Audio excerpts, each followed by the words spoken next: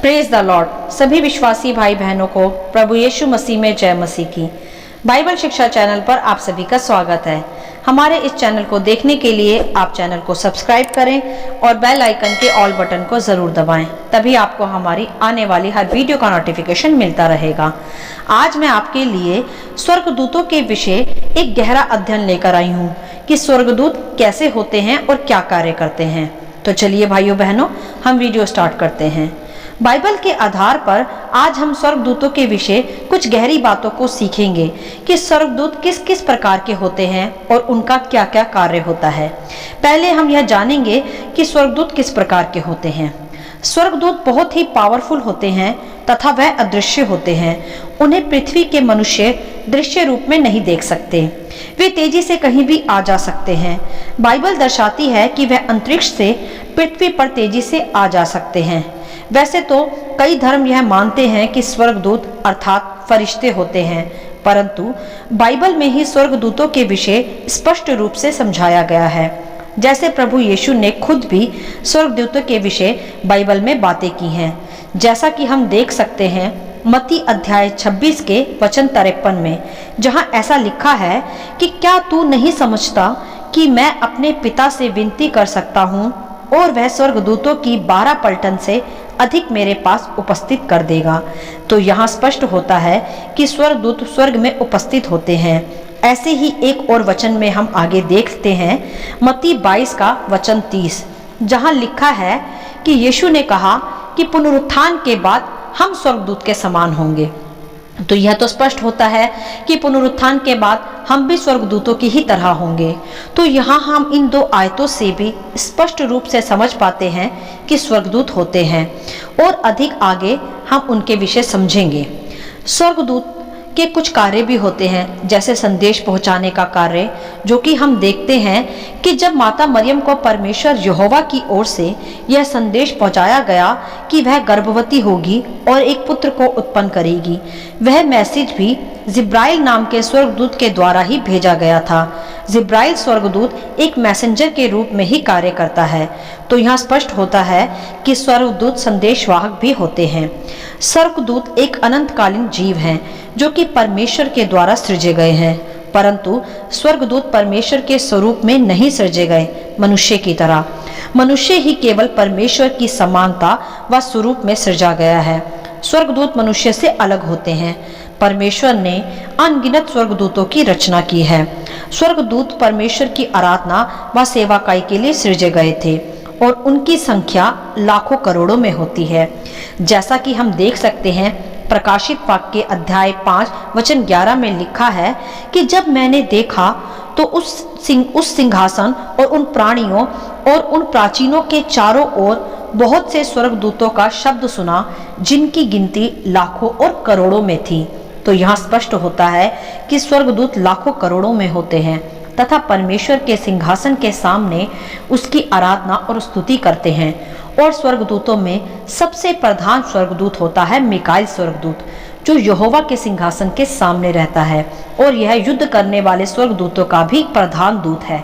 Bible दर्शाती है कि परमेश्वर ने स्वर्गदूतों को सृष्टि करने से पहले ही बनाया था, जैसा अय्यूब के 38 अध्याय के 4 से 7 वचन में आप विस्तार से देख सकते हैं, जिनमें उन्हें अर्थात स्वर्गदूतों को भोर के तारे और परमेश्वर के पुत्र भी कहा गया है।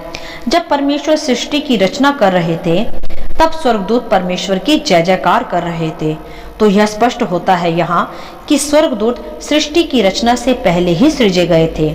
स्वर्गदूतों की बुद्धि बहुत ही तेज होती है और उनमें अपार शक्ति भी होती है और स्वर्गदूतों में भावनाएं व इच्छाएं भी होती हैं, जिसे हम देखते हैं कि जब 1/3 स्वर्गदूतों ने शैतान के साथ मिलकर परमेश्वर का विरोध किया था तो उसमें उनकी अपनी ही इच्छा शामिल थी और फिर वह स्वर्ग से शैतान के साथ ही गिरा दिए गए थे। तो यहाँ स्पष्ट होता है कि स्वर्गदूतों में भी अपनी एक इच्छा होती है और बाकी बचे स्वर्गदूत अनंतकालीन जीव हैं जो परमेश्वर के साथ सदा हैं तथा वह यहोवा की ही आराधना करते हैं, उसे पवित्र कहते हैं। स्वर्गदूतों की कोई मृत्यु नहीं होती।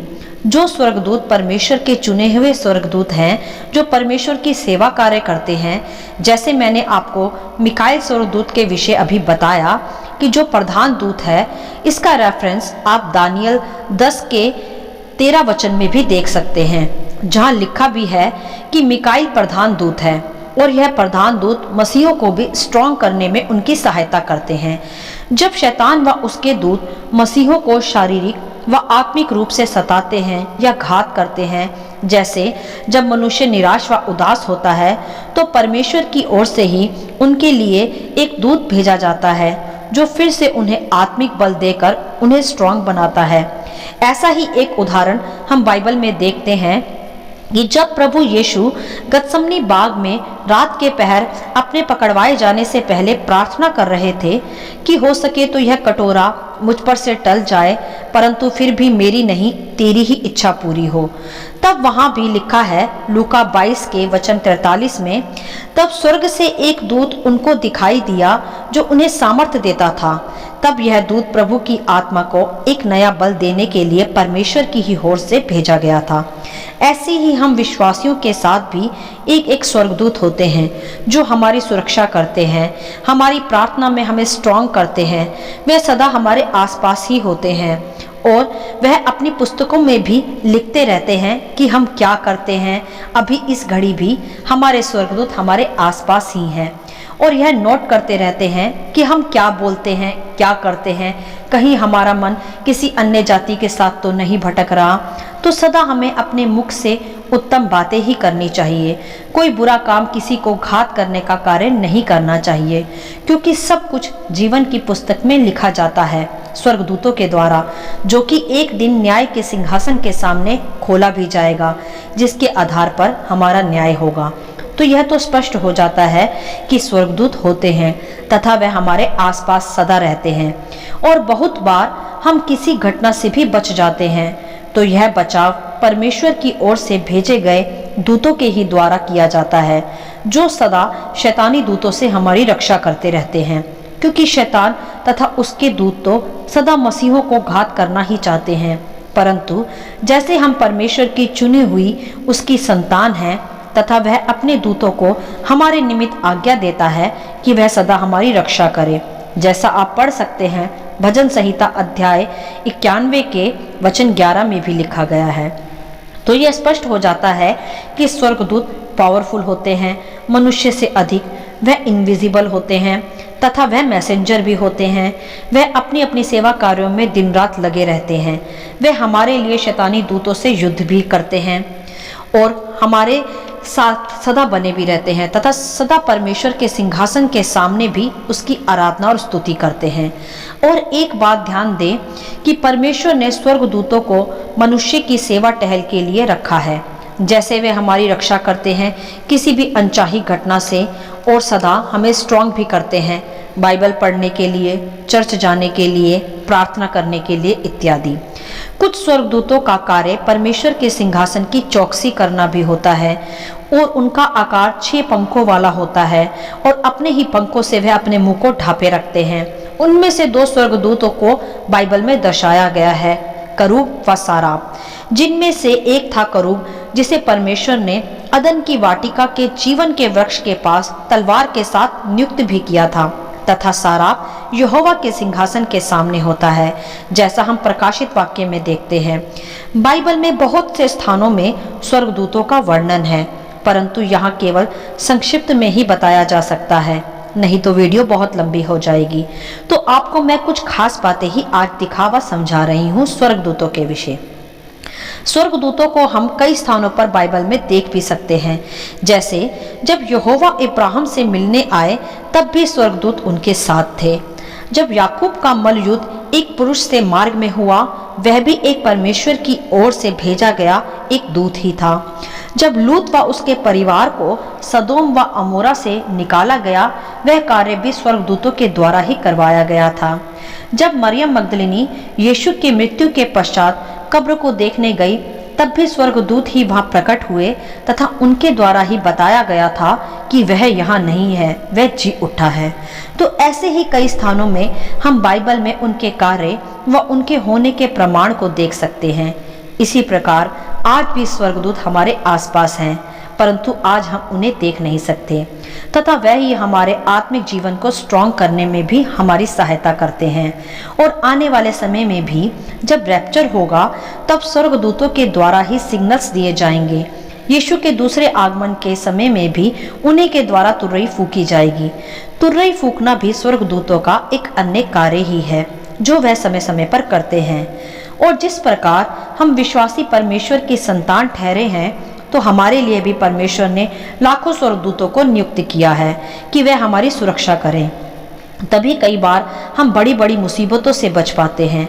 उनकी सेवा टहल का वर्णन हम इब्रानियों 1:1-14 में भी देख सकते हैं, जहां लिखा है कि क्या वे सब सेवा टहल करने वाली आत्माएं नहीं जो उद्धार पाने वालों के लिए सेवा करने को भेजी जाती है। तो यहाँ यह स्पष्ट हो जाता है कि स्वर्गदूत विश्वासियों की सुरक्षा करते हैं। स्वर्गदूत हम विश्वासियों की प्रार्थना का उत्तर लाने का भी कार्य करते हैं। और एक विशेष काम वह करते हैं जब एक मनुष्य पापों से मन फिराकर उद्धार पाता है और प्रभु यीशु को अपना उद्धारकर्ता स्वीकार करता है, तब स्वर्गदूत स्वर्ग में आनंद मनाते हैं। और जब किसी विश्वासी की मृत्यु होती है तब स्वर्गदूत ही उसके प्राणों को स्वर्ग तक ले जाते हैं। जैसे अन्य जातियों को शैतान के दूत, जिसे वह यमराज भी कहते हैं, वह उन्हें नरक ले जाते हैं। इसी प्रकार तो यह होता है स्वर्गदूतों की सेवाकाई, उनका समर्पण। मेरे प्रियो, हमें भी स्वर्गदूतों से सीखना चाहिए आज कि वे परमेश्वर से कितना प्रेम रखते हैं और किस प्रकार उसकी आराधना करते हैं, उसकी स्तुति करते हैं और परमेश्वर के बताए कार्यों को जिसके लिए वह नियुक्त किए गए हैं, वह उन्हें किस प्रकार ईमानदारी व सच्चाई के समर्पण के साथ करते हैं। जरा सोचें कि क्या मनुष्य ऐसा करता है? नहीं, मनुष्य बिल्कुल उनके समान नहीं करता। फिर भी परमेश्वर ने मनुष्यों को स्वर्गदूतों से बढ़कर स्थान दिया है।